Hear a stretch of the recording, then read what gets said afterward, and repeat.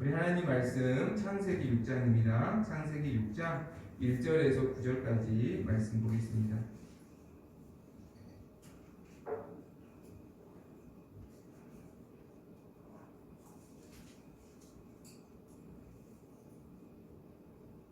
창세기 6장 1절에서 9절입니다. 저와 여러분 한 절씩 말씀을 기록합니다.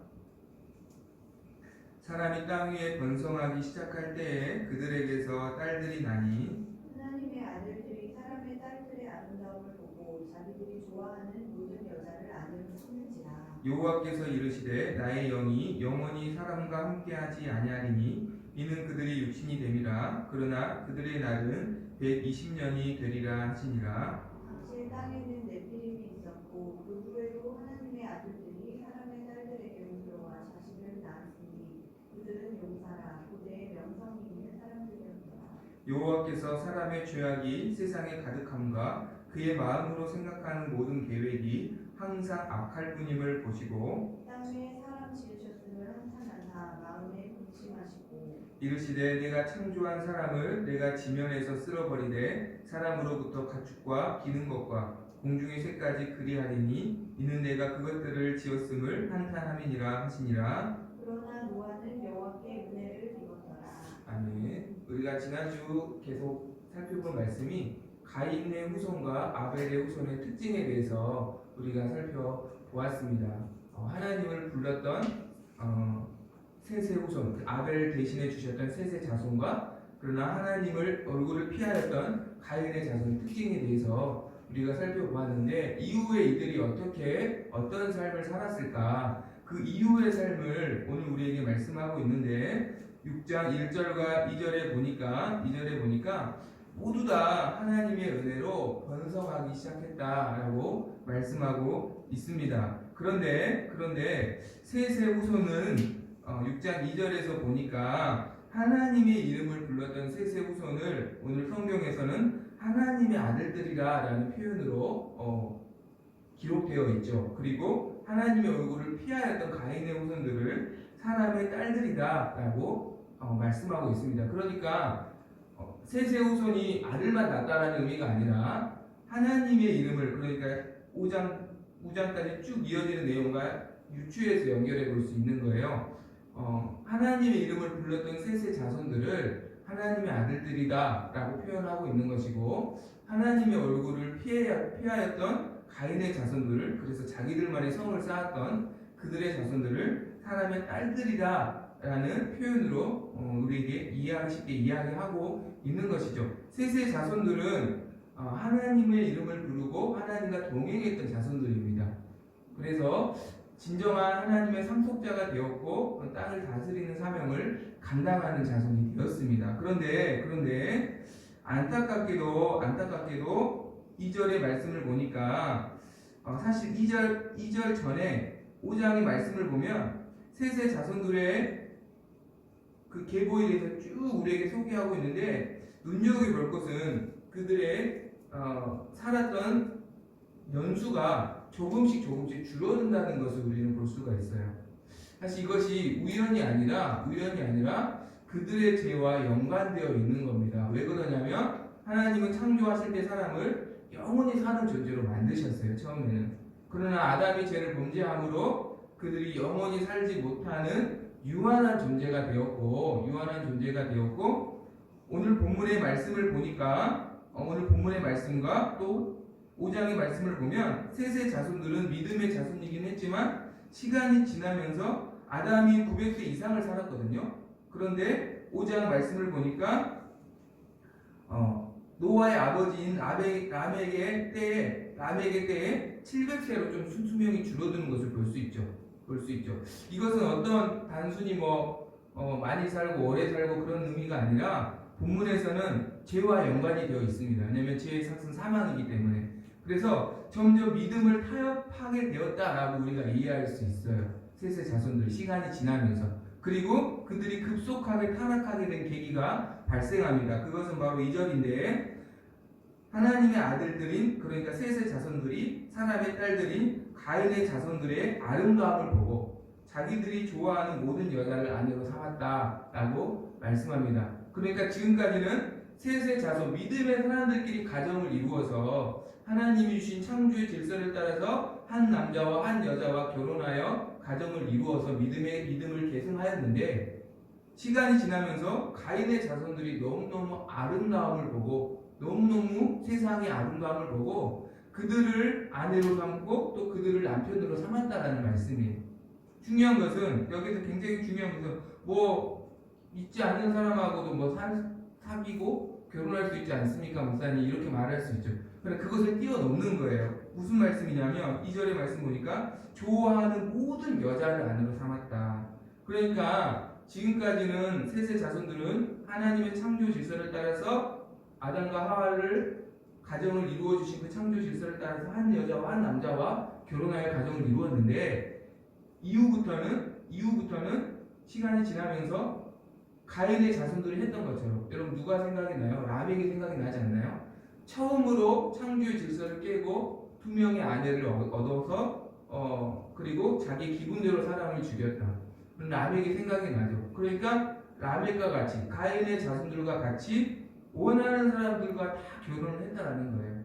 원하는 사람과 다 결혼을 했다라는 거고, 좋아하는 여인들을 다 아내로 취했다라는 것이죠. 그로 인하여서 그들이 급속도로 타락하게 되었다라는 것을 성경은 우리에게 말씀하고 있습니다. 그러니까 가인의 생활 양식, 가인의 자손의 생활 양식을 그들이 따라가게 되었다라는 거예요. 믿음의 기준으로 사는 게 아니라 하나님을 떠나고 하나님을 찾지 않고 기분 내키는 대로 자기가 주인이 되었던 살았던 가인의 자손들의 생활 양식을 그들이 따라 살게 되고 타락하게 되었다라고 말씀합니다. 그래서 하나님께서 3절에 이렇게 말씀하시죠. 3절 읽어봅니다. 다 같이 시작. 여호와께서 이르시되 나의 영이 영원히 사람과 함께하지 아니하리니 이는 그들이 육신이 됩니다. 그러나 그들의 날은 120년이 되리라 하시니라. 아멘. 나의 영이 영원히 사람과 함께하지 아니할 것이다. 하나님께서 그들에게 경고를 하시는 거예요. 너희가 육신이 되었다. 원래 사람은 영과 육으로 창조되었잖아요. 그런데 육신이 되었다라는 것은 영이 없는 사람처럼, 영이 없는 짐승과 같이 너희가 육체의 본능만을 따라서 지금 살고 있다라는 말씀이에요. 영과 육으로 창조되었다는 것은 영이신 하나님의 형상으로 창조되었다는 것인데, 하나님의 형상을 잃어버리고 육체만 가진 존재처럼 너희가 지금 변해버렸다. 타락하게 되었다. 그래서 내가 거룩한 영이신 하나님이 너희와 더 이상 함께하지 못하겠다. 너희가 이것을 좀 깨달았으면 좋겠다. 그리고 이것을 너희가 깨닫게 하기 위해서 하나님께서 경고이기도 하고 또 약간의 징계이기도 한 것이죠. 그들의 날은 120년이 되리라. 수명이 너희가 앞으로 120년 정도밖에 살지 못할 거야 라고 하나님께서 말씀하시는 거죠. 실제로 노아 시대를 지나서 아브라함 시대에 이르려면 사람의 수명이 120년 정도로 줄어듭니다. 지금 우리가 사는 것처럼. 그렇죠? 이것이 다 죄의 결과는 사망이기 때문에 하나님께서 죄의 결과가 이렇다라는 것을 그들의 수명을 통해서 보여주시는 거예요. 그럼 어떻게 해요? 800년, 900년을 살았던 사람들이 점점 수명이 줄어져 가는 것을 보면, 그리고 하나님의 말씀을 기억해서 이제 우리가 이렇게 살면 안 되겠다. 하나님께 다시 돌아가야 되겠다. 다시 회복해야 되겠다. 이렇게 하면 얼마나 좋았겠어요. 그러나 그렇게 하지 않습니다. 더 타락하게 됩니다. 더 많은 여인들을 아내로 삼게 되고, 더 가인의 문화를 따라가게 되고, 더 음란해지고 더 타락하게 됩니다. 그 이유가 무엇일까? 4절입니다. 4절 읽어봅니다. 시작. 당시에 땅에는 네피림이 있었고 그 외에도 하나님의 아들들이 사람의 딸들에게로 들어와 자식을 낳았으니 그들은 용사라 고대 명성이 있는 사람들이었더라. 가인의 자손과 셋의 자손들이 결혼하여서 자녀들을 낳았을 거 아닙니까? 믿음을 타협하고 태어난 자녀들이 그들의 문화를 따라서 결혼하여서 태어나게 된 그 자녀들이 어떤 자녀들이 되냐면 네피림이 있었다. 아까 거인족이라는 말이거든요. 그러니까 그렇게 태어난 자녀들이 거인족이 되고 용사가 되는 거예요. 더 힘이 세진 자녀들이 태어나게 되는 거예요. 그래서 그 힘을 통해서 더 많은 땅을 정복하게 되고 더 많은 것들을 얻게 되는 거예요.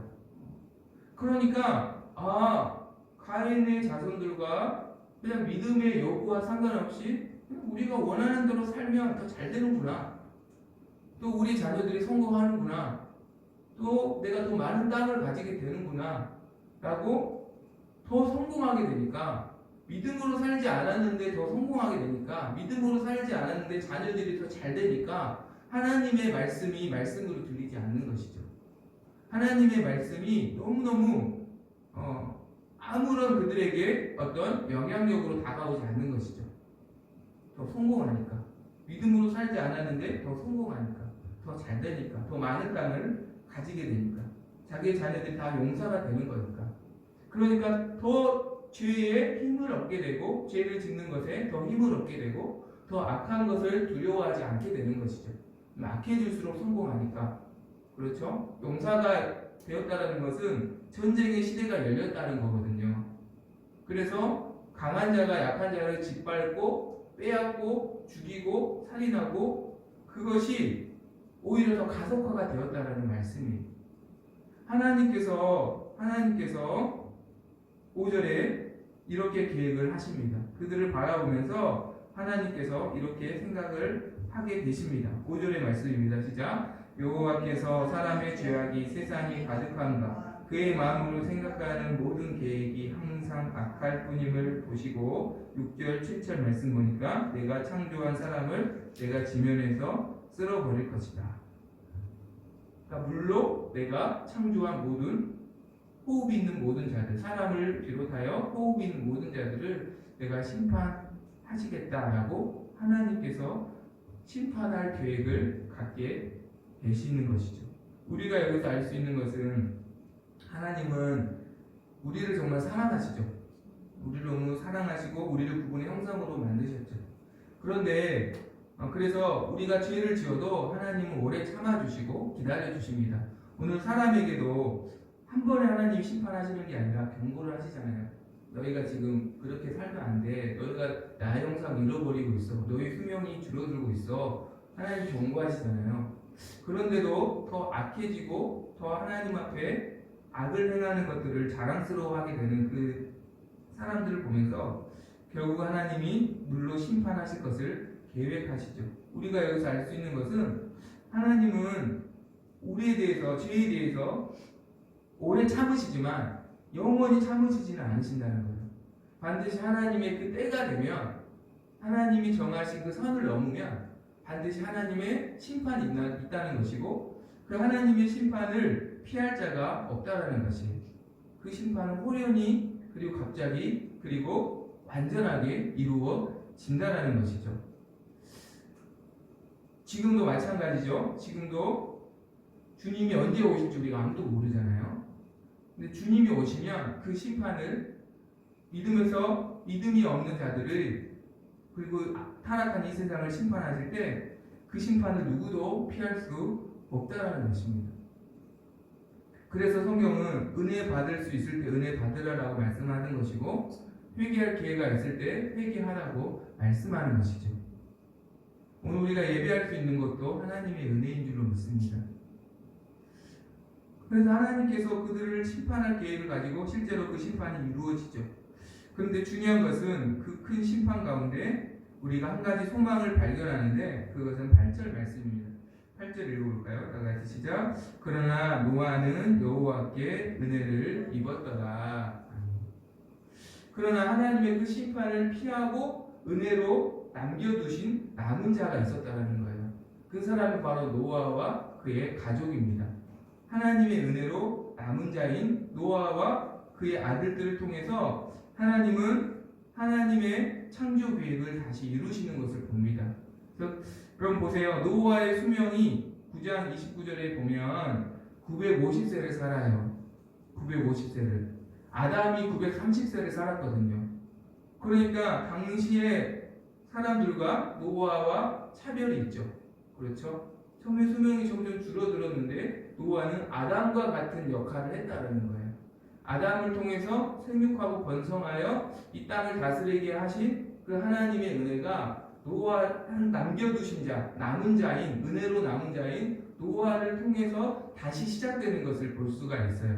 그리고 그의 자손을 통해서 나중에 믿음의 계보가 계속 이어지고 아브라함, 다윗으로 이어지고 그리고 예수 그리스도까지 구원의 계보가 이어지게 하시는 것을 보게 됩니다. 우리가 여기에서 알 수 있는 것은 하나님은 노아 시대의 홍수로 이 땅을 심판하셨지만 이 땅을 심판하시는 이유가 심판이 목적이 아니라 심판을 통한 회복의 목적을 가지고 이 땅을 심판하셨다는 것을 알 수 있어요. 마치 자녀가 잘못했을 때 엄마가 징계하고 때로는 매를 때리죠. 매를 때리는 목적이 뭐예요? 정말로 때리는 것 자체의 목적이 있는 게 아니라 사실은 그 매를 통해서 이 자녀가 더 잘 되기를 원하는 사랑의 마음으로 때리는 거죠. 그러니까 하나님의 공의는 공의를 위한 공의가 아니라 사랑을 완성하는 공의라는 것이에요. 이 땅을 심판하실 때도 하나님은 또 다른 회복을 기대하시고 또 소망하시고 노아라는 한 사람을 남겨두셔서 심판 이후에 회복을 이루어 가시는 것을 보게 됩니다. 그러나 우리가 여기서 한 가지 생각해 볼 것은 하나님의 심판이 회복으로 이어지는 것을 경험하지 못하고 심판으로 끝나는 인생과 공동체도 존재한다라는 것을 알 수 있어요. 그 차이는 무엇일까? 어떤 사람은 하나님의 징계와 심판을 통해서 더 성숙하게 되고 성장하게 되고 회복하게 되는 것을 경험하고 어떤 사람은 심판을 심판으로 그냥 끝나는 그런 인생을 성경에도 보면 두 가지의 종류의 삶이 있다라는 것이죠. 심판으로 끝나는 인생, 심판만 받다가 끝나는 인생. 그러나 그 심판을 견디고 회복으로 이어지는 인생이 있다라는 것이죠. 회복을 경험하는 공동체, 그런 인생, 그러나 심판으로 끝난 인생, 그런 공동체가 있다는 것이죠. 그것의 차이는 무엇일까? 그것은요, 하나님의 은혜를 입은 남은 자가 그 공동체에 있다면 그 남은 자를 통해서 하나님은 회복을 다시 이루어 가시고, 그러나 하나님의 은혜로 남은 자가 없는 공동체와 인생과 가정은 심판으로 끝난다라는 것을 성경은 우리에게 말씀하는 것입니다. 이스라엘 역사상 가장 악한 시대가 왕정 시대에 한해 본다면 아합 왕의 시대라고 볼 수 있어요. 그때는 우상을 숭배했고 바알을 숭배했던 시대입니다. 하나님께서 이스라엘과 아합 왕을 심판하시죠. 그런데 하나님께서 이스라엘을 심판하실 때 바알에게 무릎 꿇지 않는 7,000명을 남겨두십니다. 그 7,000명을 통해서 다시 이스라엘이 일어나는 것을 보게 돼요. 그래서 하나님께서 나중에 이스라엘 백성이 또 타락하여서 바벨론이라는 나라로 이스라엘을 심판하십니다. 그러나 그때도 하나님께서 이사야 6장 13절을 보면 내가 거룩한 시 이 땅에 구루터기와 같은 사람을 남겨둘 것이다. 그래서 그들을 통해서 결국 다시 70년이 지난 후에 이스라엘이 다시 바벨론 포로에서 귀환하게 되죠. 그들을 통해서 다시 성전을 짓게 되고 그들을 통해서 다시 하나님의 백성들이 일어나게 됩니다. 그러나 우리가 잘 알다시피 소돔과 고모라를 보면 소돔과 고모라는 그냥 심판으로 끝났어요. 소돔과 고모라는 그냥 멸망으로 끝났어요. 회복으로 이어지지 않았어요. 무슨 차이일까요? 소돔과 고모라가 더 타락했고 아합 왕 시대 이스라엘이 덜 타락했느냐? 아니에요. 분명히 동일한 타락이었고 하나님을 다 가슴 아프게 한 죄였어요. 죄가 더 심했느냐 심하지 않느냐의 차이보다는 하나님의 은혜를 받을 만한 남은 자가 있느냐 없느냐의 차이였어요.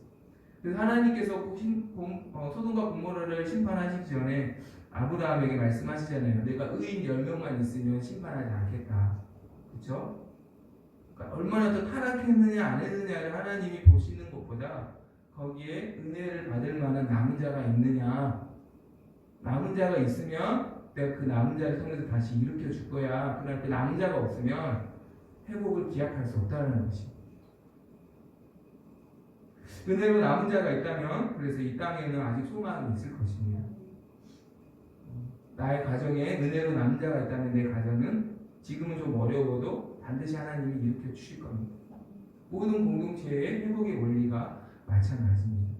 모든 국가와 모든 가정과 모든 조직과 모든 공동체에 은혜로 남은 자가 있느냐 없느냐에 따라서 하나님께서 그 공동체를 다시 회복시키실 것인가 아닌가가 결정된다는 것입니다. 그렇다면 은혜로 남은 자의 특징인 노아는 어떤 사람이었을까? 우리 8절 한번 읽어볼까요? 시작. 그러나 노아는 여호와께 은혜를 입었더라. 9절입니다. 이것이 노아의 조건이라. 노아는 의인이요 당대의 완전한 자라. 그는 하나님과 동행하였으며. 은혜로 남은 자였던 노아의 특징, 의인이었고 당대의 완전한 자다라고 말씀합니다. 의인이었다라는 것은 하나님처럼 거룩한 자였다는 뜻이 아니에요. 나중에 보면 노아가 포도주를 먹고 술에 취해서 벌거벗고 잠을 자잖아요. 그러니까 그도 흠이 있는 사람이었다는 거예요.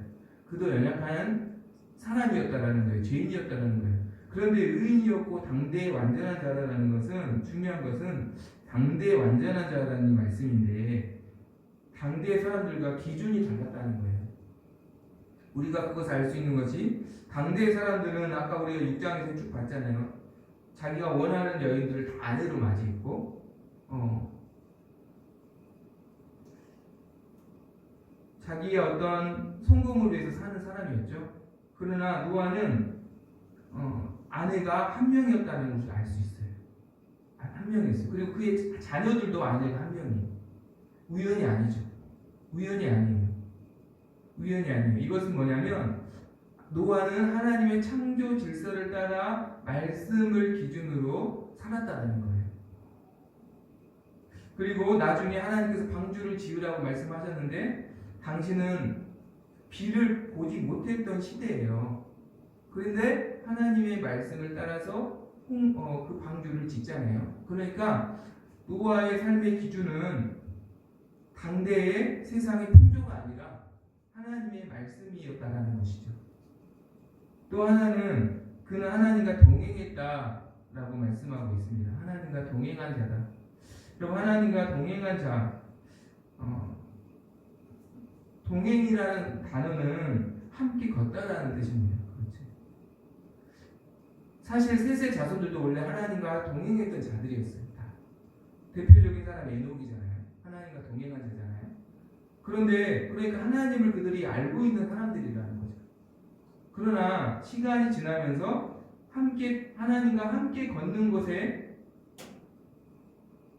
소망을 두었던 그 사람들이 하나님과 함께라는 것에 목적을 두지 않고 걷는 것에 더 목적을 두기 시작했어요.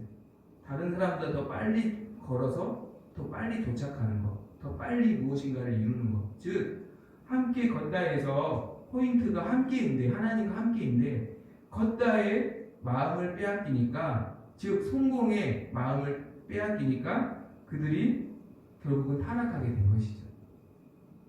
그러나 노아는 함께 걷다, 이 두 가지 요소 중에 하나님과 함께에 더 목적을 둔 사람이었어요. 노아의 어떤 세상적인 업적은 아무것도 성경은 기록하고 있지 않습니다. 그러나 노아는 하나님과 동행한 자다라고 9절에서 말씀합니다. 그러니까 하나님과 함께하는 것에 더욱더 목적을 둔 자였다라는 것이죠.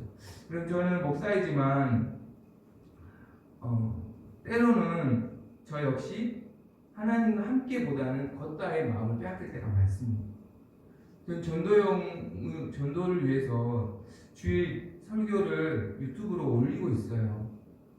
사실 개척교회 목사의 설교를 누가 많이 찾아보겠어요. 그렇죠? 수많은 유명한 목사님들의 설교들이 너무 좋은 말씀들이 너무너무 많은데, 그래도 혹시나 하는, 지금은 그래도 인터넷 시대니까 혹시나 하는 마음으로 설교를 올리고 한 영혼이라도 그 말씀을 듣고 하나님께로 가까이 나오는 은혜가 있으면 좋겠다, 그런 마음으로 그냥 올리고 있는데, 어떻게든 모르겠어요.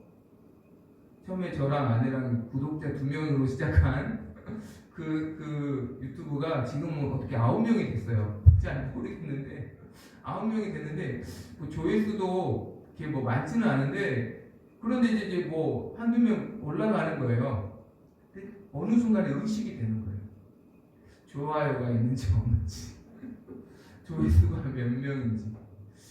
그래서 생각해 보니까 어느 설교는 조회수가 별로 없고 좋아요도 없고, 어느 설교는 좋아요도 있고 조회수도 있고, 그럼 좋아요도 있고 조회수도 있고 하면 마음이 갑자기 좋아지는 거예요. 그리고 없으면 마음이 막 약간 좀 상심이 되는 거예요. 그래서 어느 순간에 생각해 봤어요. 하나님도 과연 좋아요로, 과연 조회수로 이 설교에 좋은 설교, 좋은 말씀 아니면 그렇지 않는 설교로 하나님이 과연 그렇게 판단하실까? 한번 생각을 해봤어요. 하나님이 정말 자랑스러워하는 설교는 무엇일까? 하나님이 자랑스러워하는 설교는 좋아요가 많은 설교일까? 생각을 해봤는데 아니더라고요. 오늘 말씀 묵상하면서 주신 마음은 하나님이 자랑스러워하는 설교는 설교자인 제가 삶의 영역에서 하나님과 동행하지 못할 영역이 없이 제가 죄로 인하여서 죄와 타협하여서 하나님과 동행하지 못하는 삶의 요소가 없이 완전히 없을 수는 없겠지만 그것이 정말 점점 줄어져 가면서 주신 마음을 그냥 나눌 때 그것을 하나님이 더 자랑스러워 하시지 않을까. 그것이 하나님 보시기에 더 좋은 설교이지 않을까. 비록 좋아요가 없어도, 그리고 조회수가 없어도 하나님께서 그 설교를 더 기뻐하시지 않을까. 그런 생각이 제가 들게 되었어요. 그래서 제 설교 올리고 아예 안 봅니다. 안 봐요. 마음을 그러니까 쉽게 말해서 성공의 마음을 빼앗길 것 같아요. 조회수, 더 많은 조회수, 더 많은 좋아요. 거기에 목적을 두는 게 결국은 걷다의 목적을 두는 사람이잖아요.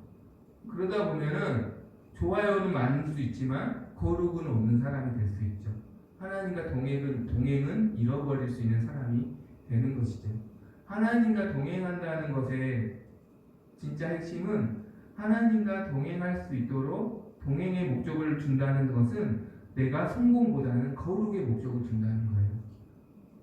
내가 성공보다 하나님과 동행하는 것, 거룩의 목적을 둘 때 하나님과 동행하는 복을 누리는 것이죠.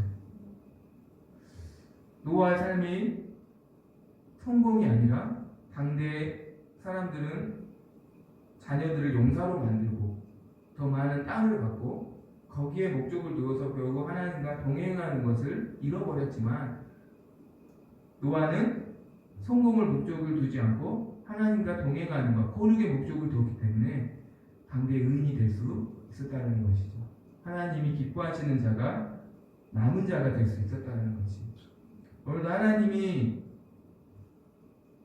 이 땅에서 남은 자를 찾고 계실 줄 믿습니다. 오늘도 세상이 기준이 아니라 하나님의 말씀이 기준인 사람을 하나님이 찾고 계실 것이고 성공보다는 거룩을 목적으로 두는 사람을 하나님은 그래서 그분과 동행하는 사람을 하나님은 기뻐하시고 그 사람을 찾으실 것이고 그 사람이 있는 한 그 공동체가 아무리 타락해도 그 사람을 통해서 다시 그 공동체를 세워주실 것입니다.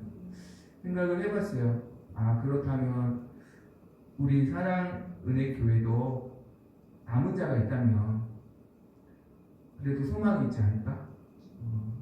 우리 교회에 남은 자가 있다면 많은 사람은 없을 수 있지만 남은 자가 있다면 그래도 너무 행복하지 않을까?